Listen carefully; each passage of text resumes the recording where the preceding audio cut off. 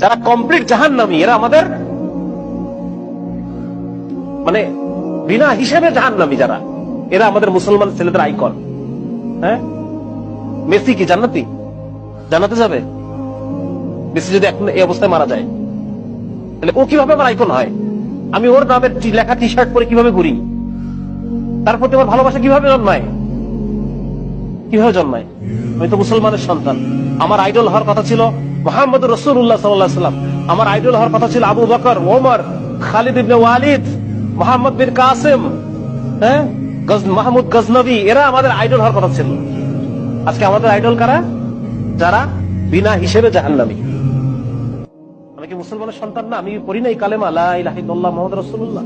তাহলে এই ধরনের যারা আল্লাহকে অস্বীকার করে, যারা শিরকে নিমজ্জিত, কুফরে নিমজ্জিত, সিনার মধ্যে নিমজ্জিত, এই মানুষগুলো কিভাবে আমার আইকন হয়?